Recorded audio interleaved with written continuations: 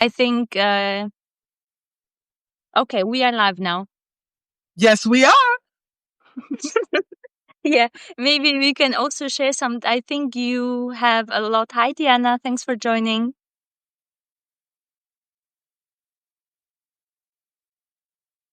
Hi, Ashley.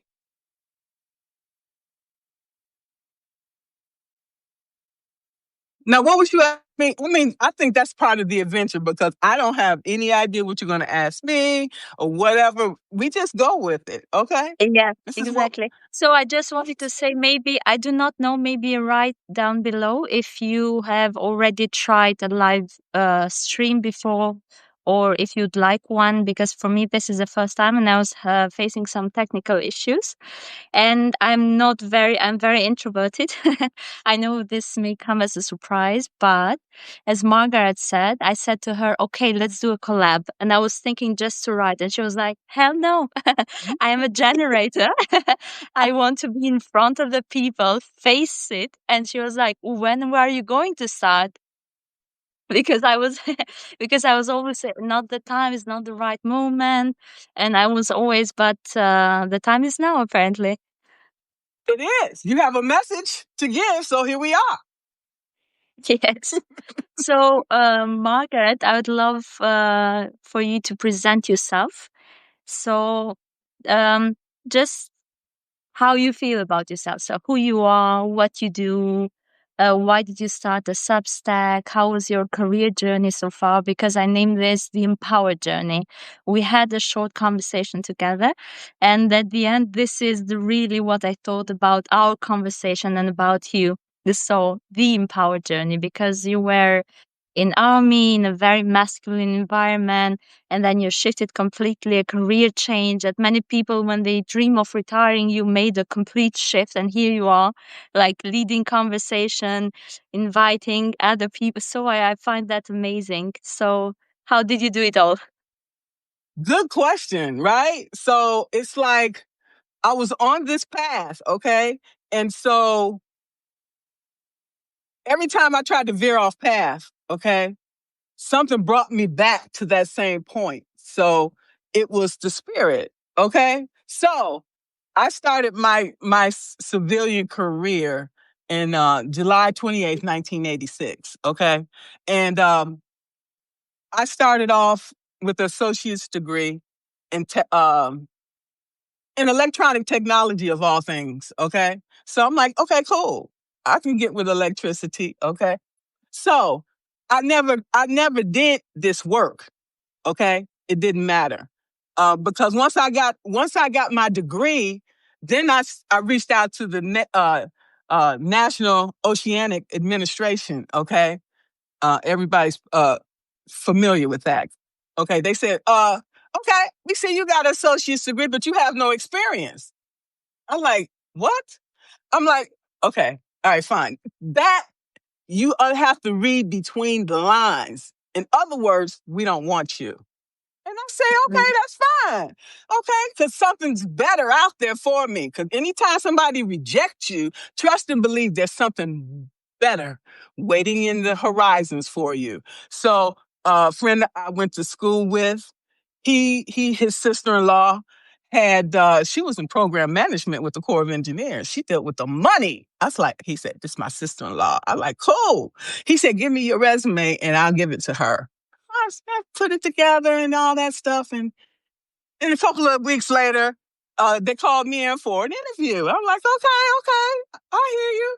So he said, what happens if we offer you this job? I'm like, sir, I'm gonna make it a career. Okay.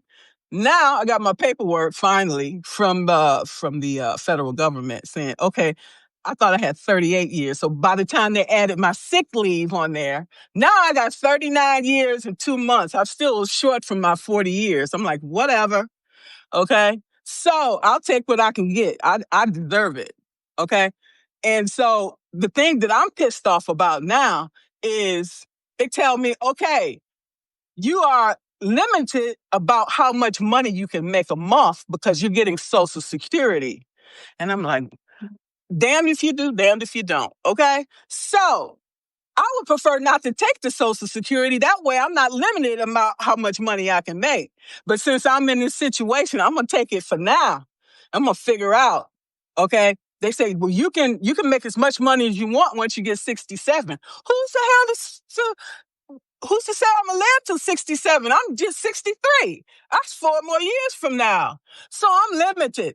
Right now, I don't know how much I can make. Okay. I just got my retirement annuity. Okay. I just got my Social Security check. All right.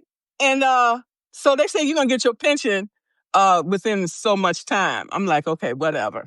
Okay, so I'm limited. So I can't worry about that right now because I have to pay the bills today. I'll worry about tomorrow.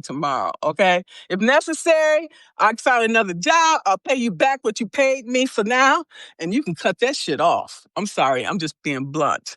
Okay, you can cut it off. So they are not gonna stop me. Okay, period. So I'm limited right now, just for a minute. Okay, everything is falling into place. Okay, I still have this huge 5-bedroom house that I don't need and don't want. I didn't want the house in the beginning, but I had no choice but to buy this house because I was coming from Israel to Alaska, and I had no idea there's limited inventory in Alaska. So by the time you go to the house, there's already 3 or 4 offers on it. Okay. So I lost out on 2 houses before I got here. Okay. Because of that. And I had the real estate agent, I had her going underneath the house with the camera, send me pictures. Cause see, I work for the Corps of Engineers. I know what the stuff to look for.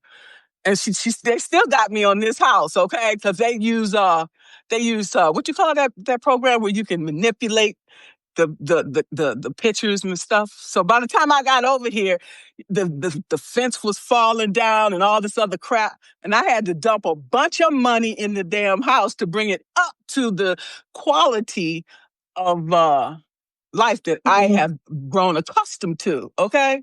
So what I did was I've been taking money from my retirement, my TSP the whole time, because like I said, I had a shopping addiction, from all this trauma and everything that I was going through. Okay. And then, when I was in Israel, they dropped those mortars. Then the big voice go off. Then I got to figure out, okay, what I'm gonna do. I'm just gonna Sometimes that stuff went off. You're supposed to go into, I had a bomb shelter inside of my apartment. One of those, the bomb shelters, basically, you can use it as an extra space or a bedroom. Okay, I'm supposed to run in there, take this mask, and put it on. Okay, that's still not gonna save your ass. You know what I'm saying? Because if they got chemicals or whatever, that mask is only gonna keep you safe for so long. So they even come in, they change the windows out, put this special coating on the glass. So if these mortars come in and it shatters, then it won't, you know, I'm like, okay, whatever. So we had to go through a lot. Okay.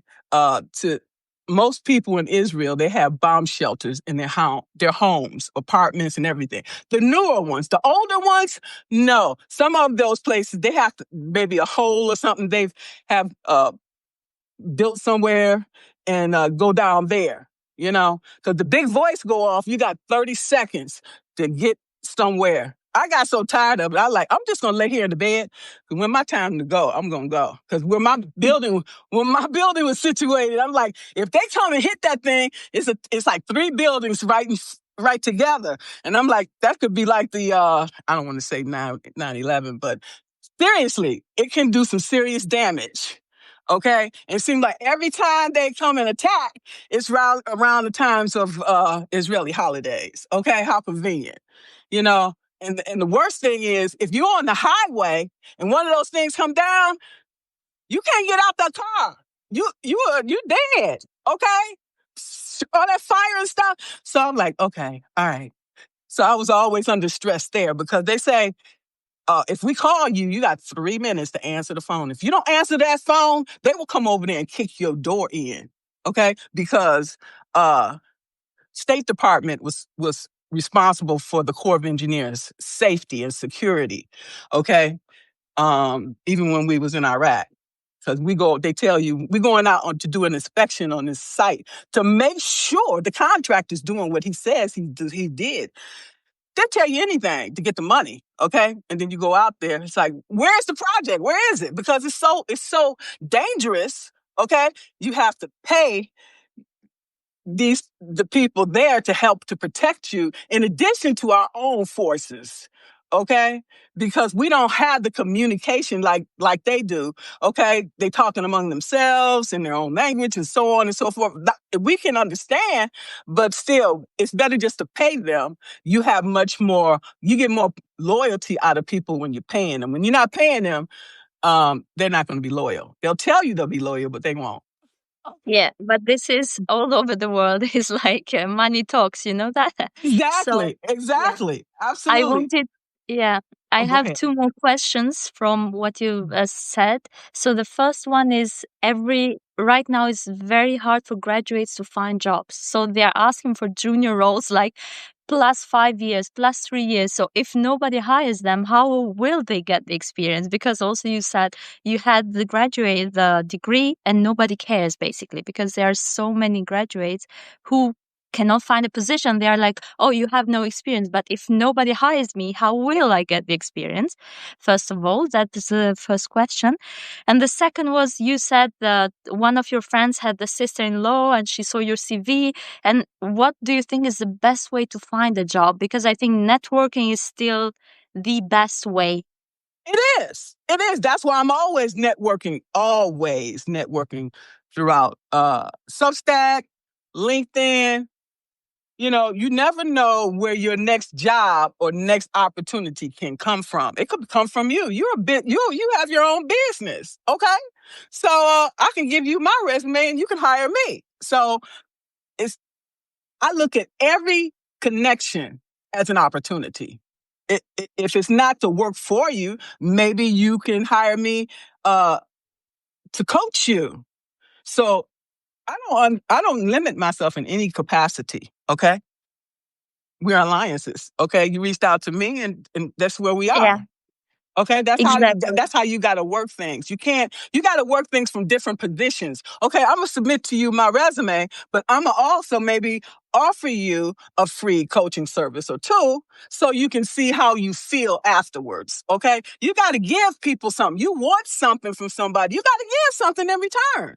Okay, like I come to you and offer you something, you're like, oh, okay, much more agreeable. Okay, to see what I'm talking about because everybody is busy. Nobody has time for the BS. Okay. So when you come to me, talk to me, bring something. Okay. Period. So, Absolutely. Yeah. right. So I might know you, but then I might also know your cousin, say, for example. So I'm gonna get a relationship with your cousin.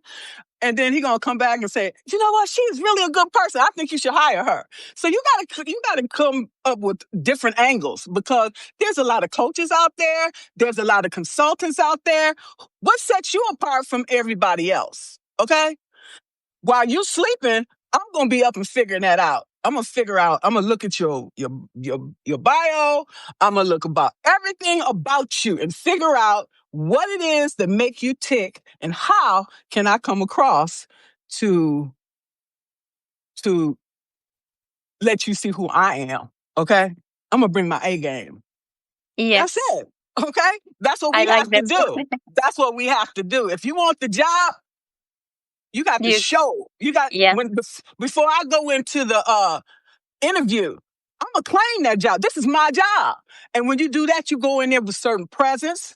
Okay, you go in there and they can feel your energy and like, oh, I like that. She brought her A game and this and that and the other. Don't go if you go in there like, oh, I don't know if I'm gonna get it.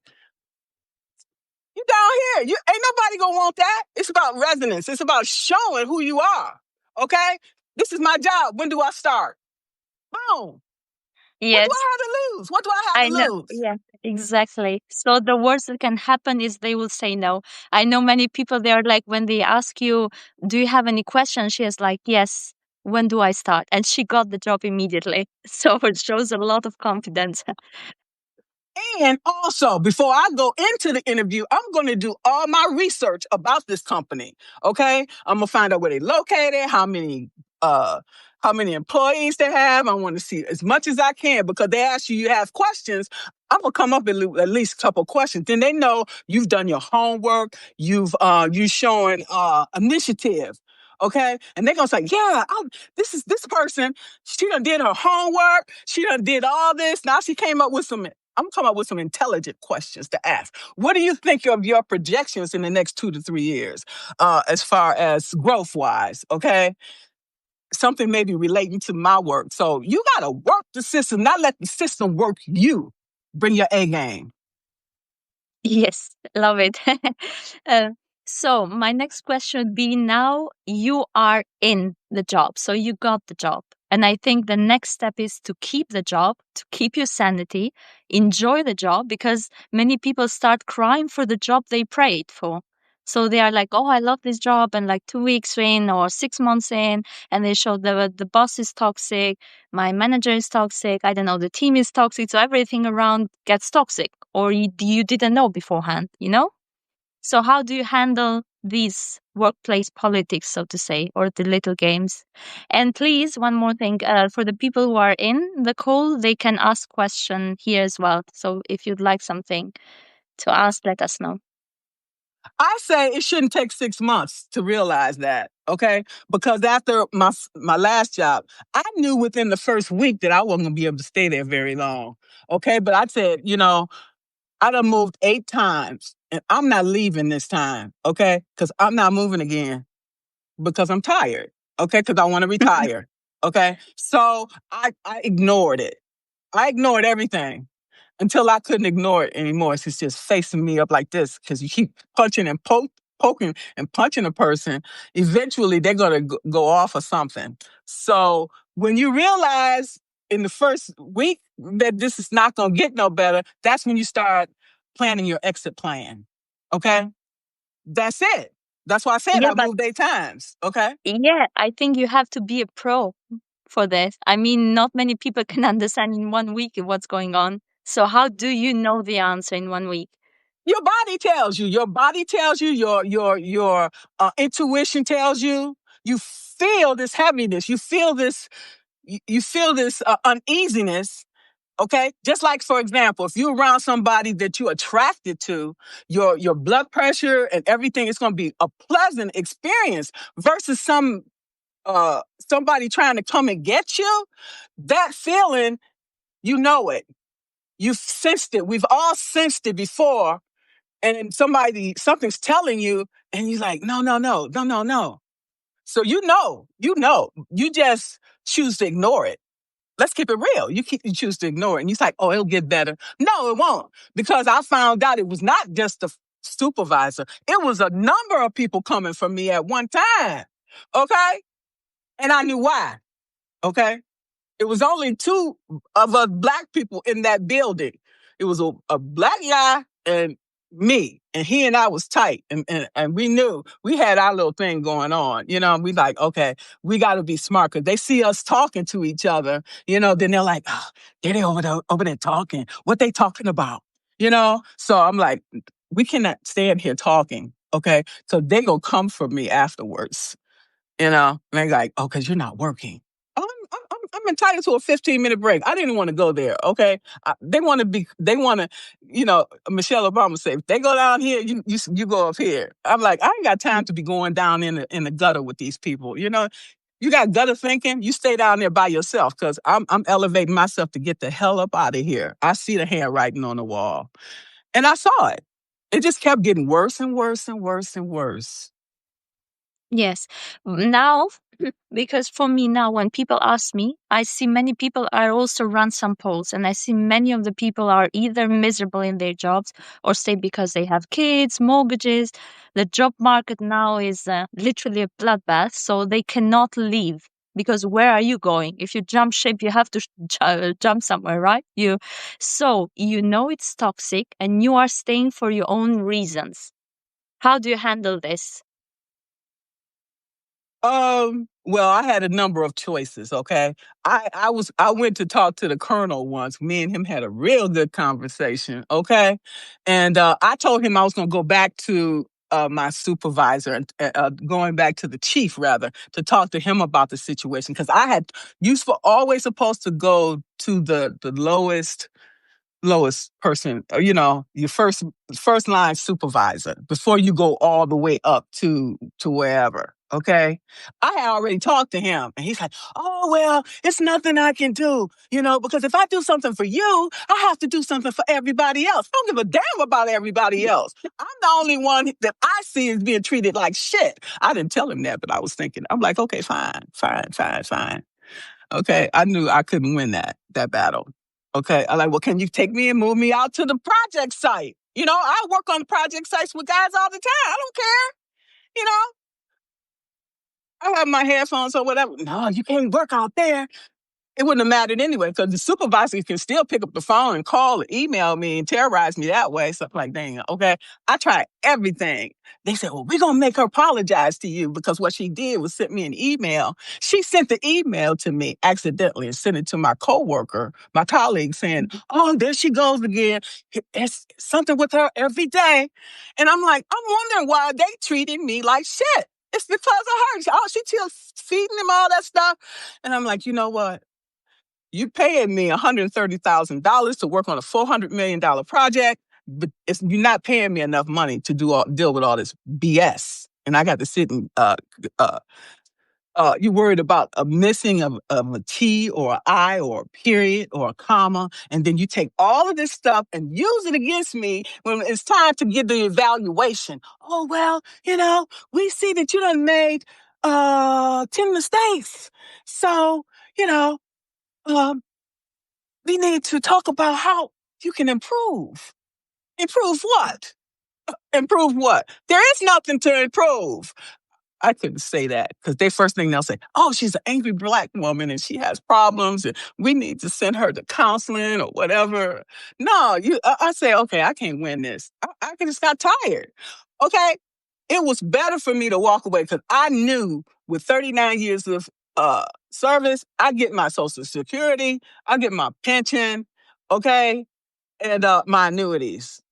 So you don't sit there and put up with all that crap because you're gonna have an alternate plan. You're gonna have plan B, plan C. Okay. Well, because while they're doing all this shit to you, you're gonna figure out, okay, well, if I walk away from this job today, what else can I do instead? You're gonna get real creative when you feel like, especially when they said you gotta go return to work. Oh my God. I used a lot of sick leave. It was days that I just didn't feel like going. I don't feel good today. I called in sick. What they gonna do? They gonna fire me after 39 years? So I used a lot of my sick leave. I just couldn't handle it, So I'm like, it is what it is. So what I say is you see the handwriting on the wall, you start planning your exit plan, figuring out what alternative things that you can do. There's a lot you can do because you didn't get to that point, okay, to not be able to do nothing. Okay? Yeah. So when you feel like you have nothing, then that's when you need to rethink things. You need to take a step back and look. There's other things we all can do. Let's keep it real. You figure it out. Yes. Because if you lose your job tomorrow, you're going to have to figure it out. Right? So it's better to leave on your own terms rather than to be fired, then have to figure it out. True that. So one more thing, because you mentioned you went directly to the colonel, and I know many people in power, so the big boss, so to say, or the CEO, they always say, come directly to me because they will come to me as well. But let me tell you, I assume you're junior, senior, and you have like VP, director, and everything, and you are supposed to directly report to your supervisor, right? But he has his own agenda, the VP has his own agenda. Until you go to the top, you'll never make it because everybody will give the. So, how do you go to the big boss, so to say, because if you go to the big boss, they will be like, what? So, you are not considering us, so you should come directly to your supervisor, right? But the people in power, they say, okay, I love your ideas, come directly to me, So how do you handle this? I would Well, say like power struggle. it is a power struggle because you got this hierarchy, okay? And again, they don't want, this is the military, okay? private sector is probably different, but you working for the military, you always go to the first line supervisor and you go up. So what I do is, okay, I sat and talked to you on this day and this time, and I'm going to document the conversation. That's what you do. You document each conversation. So when you have to go to the next level of in the command, I had this conversation with my supervisor on this day and time, and this was the conversation. I'll have everything documented. So if I have to, at the end up going to EEO or to get a lawyer, documentation is key. If you don't have no documentation, then what you said don't mean nothing. And even with the documentation, they can still find a way to manangle everything, because once you on their shit list, they're coming for you in every way they can. So you have to ask yourself, is it worth it? Because when you do that, you better make sure you have a backup plan. Okay. I could have went to EEO, but this one guy told me, "Oh, I heard you was over at the EEO. We don't play that, okay? Because EEO is actually supposed to be separate from management, okay? But technically, it's not, because then it's called reprisal, which is supposed to be illegal. But they find a way around all that. They harass you and to the point where you'll when you go to EEO, they gonna come out the woodwork on you. Everything. Oh, well, we see, looking at the camera, you arrived at the parking lot at 7:05. You're supposed to be at your desk at 7 o'clock. So it's just like they get you one way or the other. Okay. So they weigh you down. So I'm not gonna go to EEO. Okay. I'm not going to EEO. Forget it. Okay. And then as far as union, the government don't have no union. And we don't longer have they don't have collective bargaining no more. Okay. Because I was done on September 30th, thank God. So yeah, they don't even have collective bargaining. So they don't have a pot to piss out of, a window to throw it out of. So whatever they do to you, it is what it is. Okay. And as far as the court case, they can have that stuff going forever in court, and you'll never get your money. Okay, so the worst thing, what the worst thing? You want them to fire you, that way you can collect unemployment. I don't know how that works. So I don't know what to tell people. The best thing you can do is quit and go to work for yourself. I can't put up with that. Y'all good if you can, because I was almost dead, near death. Okay. So, but how do they do that? So, I think Who? many people, everybody is like, okay, go do your own thing. It's like the freedom, it's waiting for you. But is it? Not really, but it's better than putting all this time, effort on somebody else's, creating somebody else's, making millions of dollars on you, off of your back. Okay. And then what are you getting other than your paycheck? And then all this worry and all these things that are killing you and giving you cancer. If you're working for yourself, whatever you're doing, you're working for yourself, building your wealth, building your brand and things. So yeah, then you can see your efforts, whatever you're putting in, you can see it coming out. You receiving that, not somebody else. You follow what I'm saying? Yeah, yeah, That's absolutely. freedom. That gives you power. Okay? Yes, true that, but it will take some time. Of What I course. mean is, yes, so Yeah. you don't go to the top directly. What I'm saying is, because I want to be really realistic about this. So you don't go one day, you say, I'm going to quit, start my own thing. It's very rare that you quit today and tomorrow you make millions. True. But while you're sitting there putting up with all this crap, you putting together your business plan. Okay? Then you decide to quit after you put that in place. Okay? Because you don't want, you want to be coming from a position of strength, not a position of weakness, right? And so you're still better off doing your own thing and figuring out what that is, rather than to keep taking somebody else's crap and it don't get better. Nobody pays you enough money for that. Okay. You pay yourself. Okay. Pay yourself by working for yourself. Yes. Right. Would you say that you have to work harder for yourself than for a company? I personally, I personally don't think so. Okay. The reason I say that, I'm sorry. I'm sorry. I thought I had put my phone. I thought I put my phone on. I did do not disturb. But anyway, what did you ask me? So, do you think you work harder for yourself or do you have to work harder? So, the amount of money, I'm talking from my own experience because I've started several, so to say, side hustles before. So, I had an NGO, I had like a digital product before. So, what I mean is at the beginning, you put so much effort compared to the income you get. So you could work for hours and hours. So you have to figure out everything by yourself. So marketing, sales, e-commerce, social media management, copywriting. So many things you have to learn, which these skills will stay with you, but you need time to learn them. And what I'm saying, the money you get is not nothing compared to the effort you put. And that takes time. Oh, and of I course, the best thing would be to keep the job while planning your exit. This is my perception, at least.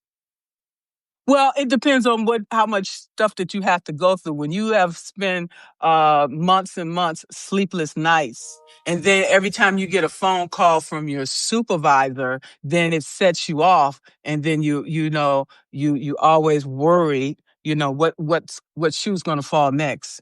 And I would just prefer to walk away. And yeah, you're going to work hard, but you're working hard for yourself, and whatever you get from it, you you you internalize that. You know what I'm saying? But when you're working for somebody else, you just get a paycheck and that's it. They making all this money. They getting all the prestige, all the influence, everything else. Okay. So I'm working hard, but I'm enjoying what I do. And that's the difference. Okay. When you enjoy what you do, it's not like work. It's more like a hobby. And then you're just getting money as a side thing. I went to work for the government, not for money, for selfless service, for helping other people. Okay. And my goal is still the same. I'm getting money already, but to get the money from the clients to be able to give them transformational change is more gratifying than the work that I was doing at that time. It was very gratifying. That book is closed, and this one is starting. It's similarities in the two. Okay, it's similarities. Altruism at its finest.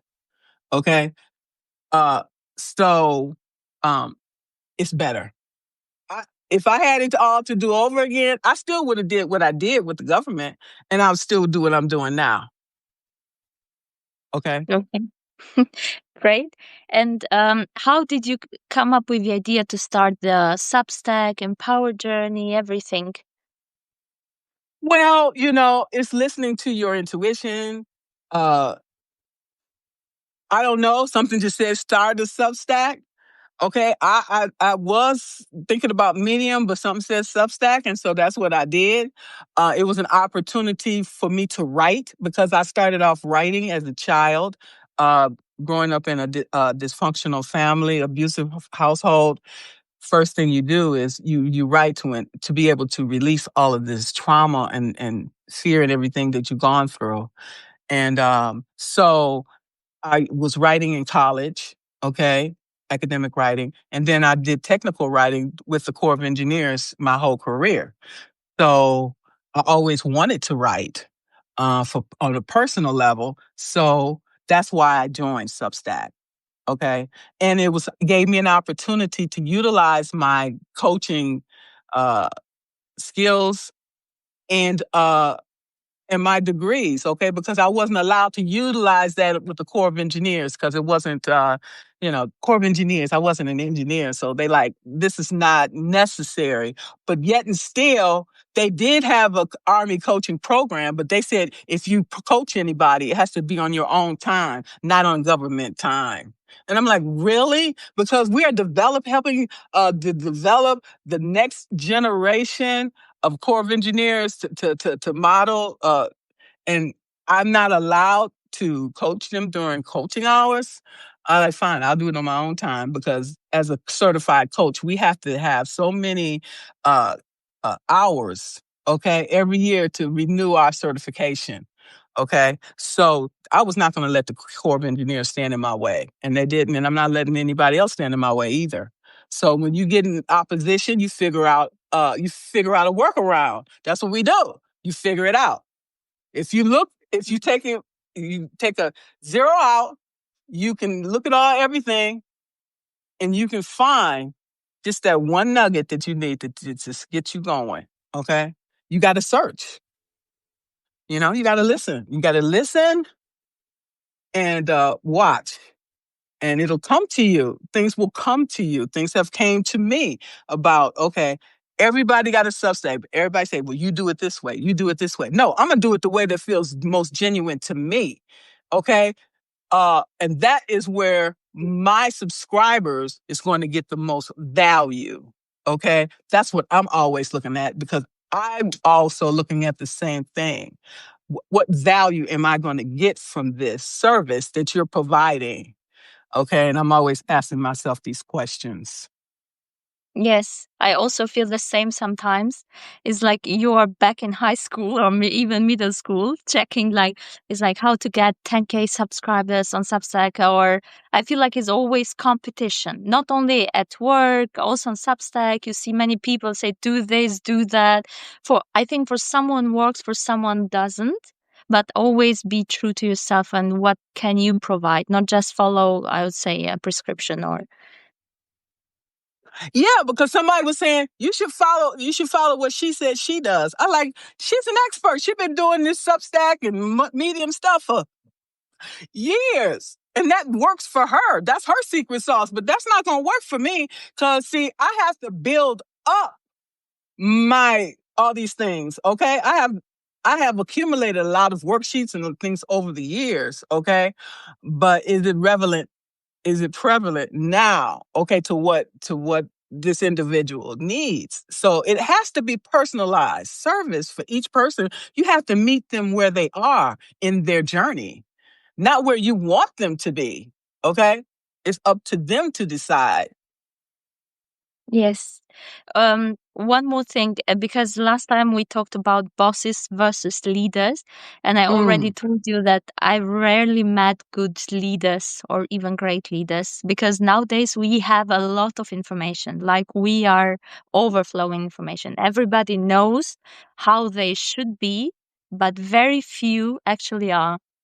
So, how to spot a bad versus a good leader and how to be a good leader? Because I've heard many people say, "Oh, I'm this, I'm that." They overpromise and undelivered, and it was such a disappointment. Because for me, I would rather not say it and then be so. It's like underpromise and overdeliver instead. But that's why it's very rare. We have so much information. Instead of using that information to improve, they use it to proclaim or advertise themselves and unfortunately do not deliver. Yeah, well, we can't do anything about that. But you just pay attention to the signs, okay? People, let their ego run wild, and when you see that in an individual, you'll say, okay, it's time for me to go. Because first of all, I don't want to have an interview with somebody unless our values are in alignment. Okay. If our values aren't in alignment, then we have nothing to talk about. We have nothing to talk about. Okay. Period. Wait, don't waste my time. Okay. So that's the thing. People need to look at these organizations, do their research, and say, is this organization in alignment with my values? I don't give a damn if you're paying me $1 million a year. Okay, all money ain't good money. If our values aren't in alignment, okay, we can't we can't come to the meeting of the minds. Period. Okay, so we can just choose to end the conversation. That's why I always have a conversation with a client, with the prospective client up front. Okay, if our values aren't in alignment, then we are not a good fit to work together. Period. Next. Okay. I love it, especially with the clients, because I think when you start like a coaching or consulting stuff, you try to get as much work as possible. You cannot choose at first, right? But I think the further you're in the journey, you are like you want people who are aligned with you, with your values, with your time. So how do you reach this goal from the very beginning? So you don't wait to make money or to reach a certain point. So you say, I'll never accept a client who does not align to my values, because that will cause so much headache and it won't Yes, it even work. will. Yeah. Exactly. All money, not good money. Okay. I don't have no money right now, but I am not going to accept just anything. Period. Okay. Because when you do, that's your downfall. That person going to bring you down, your energy down, everything down. So don't waste your time. That's why I always have an initial meeting with whoever up front. I don't care if we having a live together, like you and I met up front, and our energy matched, and boom, we decided to do this. But if it didn't, I wouldn't do it. Period. Okay. Thanks for accepting the invitation. So, so we talked also that you lived in 6 different countries, if I'm not wrong, right? Well, no, not actually, but I lived in I was in Iraq, okay? I was in Israel. I traveled to like Amsterdam because I did work in Würzburg, Germany, okay? And on the weekends you could take the train to wherever you wanted to. So I went to Amsterdam a couple of times because they had the North Sea Jazz Festival. I forgot what you call it. So I went there, and so I went to Turkey. Trips, around different places when I was in Israel. I went to Greece. I also went to South Africa. I've been to China, um, and I went to Egypt and Jordan on tours. Okay, and I probably was been some other places that I forgot about. And I lived in Texas for a while. So, yeah. So I moved around. When you work for the military, you move, you go Right. Yeah. different places, and I love that because I got to see all these different places around the world that I'll probably never get a chance to see again. And it just broadened my horizons to work with people from all over the world, from different military services, because when we was in Iraq, you had people from the UK and military presence from all over working on that mission. You know, Yes. Would you recommend to people to work in different countries? absolutely. Why not? You network. You build these connections with people all over the world. Absolutely, it broadened my horizons. And people ask me, well, I see you have a varied, diverse, collaborations. Yeah, because I work with people all over the world. I don't care. And you cut your arm, we all bleed the same color blood is red. All of us are descendants from uh, Adam and Eve. So we all brothers and sisters, whether people realize it or not. So, yeah. Okay, great. One more question. Because we mentioned last time that you were being called names. So, for example, like I don't know, aggressive, angry black woman. I don't know, all kind of things. How do you react, or how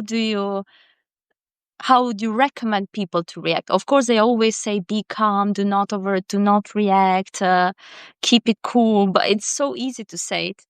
But when you're in the moment, in the heat, how would you say? Because not everybody is cool. You are right. I've been called a lot of names, and some names I didn't know because that was called from in a foreign language, but I knew it wasn't nice because you can tell by a person's body language before whatever come out their mouth that's not going to be nice. So most of the times I just ignore it and say they're just some ignorant people. They are ignorant. Okay, they they don't know any better or don't want to learn any better. That's what I'm saying. A lot of people, when they come and they live in one town their whole life, you know, you're you're kind of short-sighted about what's happening in the world and about other people.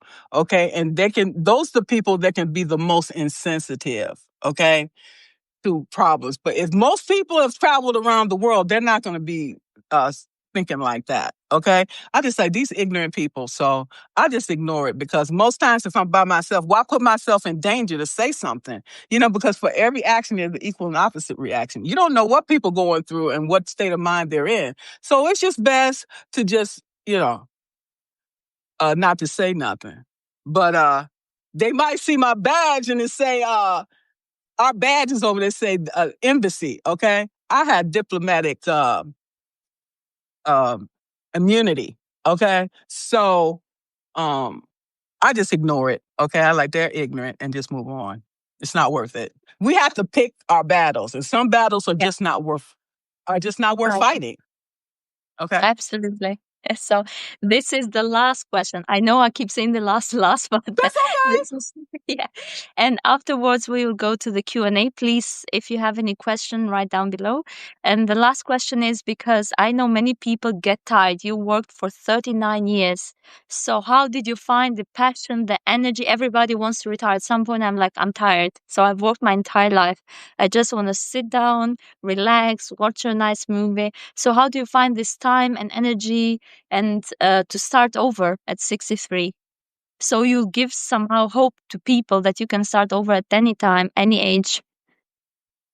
I wanted the opportunity to utilize my coaching skills, okay, that I paid for. Okay, I did use it because I did coach informally other coaches, and I got the hours that I needed to get my certification, but I was not allowed to utilize it at work. Okay, and I wanted to do that for me. I had this LLC since 2017, and I wanted to utilize that. Okay, as far as not working, I don't know what that is. Okay, I've always worked. I'm Generation Jones. We all about work. Okay. And so, how to make a difference in the world, in whatever years that I have left, I want to utilize that to make an impact for people. Okay, since I didn't get a chance to actually do it to the degree I wanted to, because I was not valued and I wasn't allowed because you're not an engineer, so you're not allowed to do these things. Okay, whatever. You limit me, but I'm not going to limit myself, and that's why being an entrepreneur allows you to not you don't have to limit yourself. Opportunities are endless. Okay. And I'm not limiting Mhm. myself now. I limit myself my whole life, and I'm not limiting myself anymore. And I tell everybody, don't limit yourself because this could be our last day on earth. You never know. Okay. So live life to the fullest every day. Every day should be a celebration. Yes, absolutely. Thanks a lot, Margaret. I really enjoyed this conversation. And if anyone has any question, please let us know. We'd love to get some questions from you.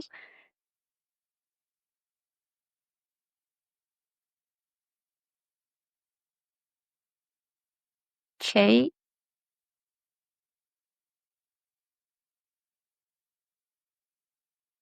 If not, if you don't have any question or if you're too shy, don't be shy. Give yourself a chance. Um,